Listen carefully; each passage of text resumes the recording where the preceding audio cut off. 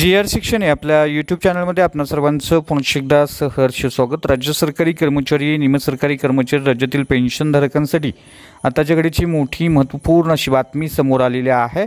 महाराष्ट्र शासनाच्या वित्त विभागाने अतिशय महत्त्वपूर्ण असा शासन निर्णय पगारासंदर्भात, पेन्शन संदर्भात निर्गमित केलेला आहे। काय आहे हा शासन निर्णय आणि या शासन निर्णयाच्या अनुषंगाने कोणती ती बातमी आहे, कोणता तो लाभ कर्मचारी पेन्शनधारकांना होणार आहे, या संदर्भातील सविस्तर माहिती देणारा हा व्हिडिओ पाहण्यापूर्वी नेहमीप्रमाणे आपणा सर्वांना एकच विनंती, व्हिडिओ शेवटपर्यंत पाहावा आणि आपण जर आमच्या चॅनलवर नवीन असाल तर चॅनलला जरूर सबस्क्राइब करा, समोरील बेल आयकॉनला सुद्धा क्लिक करा, जेणेकरून महत्त्वपूर्ण शासन निर्णय कर्मचारी पेन्शनधारकांच्या हिताच्या महत्त्वपूर्ण अपडेट्स आपल्याला आपल्या यूट्यूब चॅनलवरती सर्वात अगोदर पाहावयास मिळेल।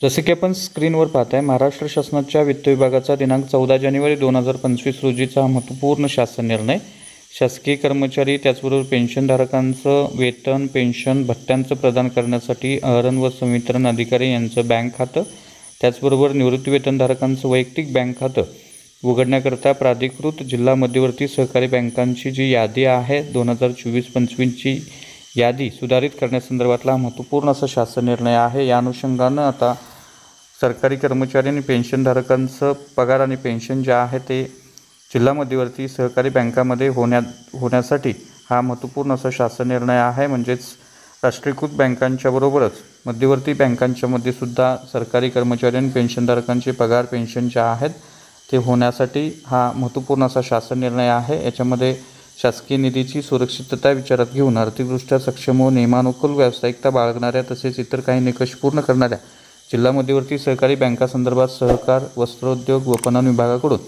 अभिप्राय घेण्यात आलेले आहेत आणि सहकार, वस्त्रोद्योग व पणन विभागाने मागील 5 वर्षातील लेखापरीक्षण अहवाल अवर्ग असणाऱ्या 15 जिल्हा मध्यवर्ती सहकारी बँकांची शिफारस केलेली आहे। याच्यामध्ये ठाणे, रायगड, रत्नागिरी, सिंधुदुर्ग, अहमदनगर, पुणे जिल्हा, सातारा जिल्हा, सांगली जिल्हा, कोल्हापूर जिल्हा, लातूर, अकोला, भंडारा, चंद्रपूर, गडचिरोली जिल्हा, गोंदिया जिल्हा मध्यवर्ती सहकारी बँक यांची निवड करण्यात आलेली आहे आणि या अनुषंगानं उपरोक्त 15 जिल्हा मध्यवर्ती सहकारी बँकांना सन 2024-25 या वर्षासाठी शासकीय कर्मचाऱ्यांचं वेतन व भत्त्यांचं प्रदान करण्यासाठी अहरण व संवितरण अधिकारी यांचं बँक खातं उघडण्याकरता आणि निवृत्ती वेतनधारकांचं वैयक्तिक बँक खातं उघडण्याकरता तसेच सार्वजनिक उपक्रम महामंडळ यांच्याकरता अतिरिक्त निधी गुंतवणुकीकरता प्राधिकृत करण्यास मान्यता प्रदान करण्यात आलेली आहे।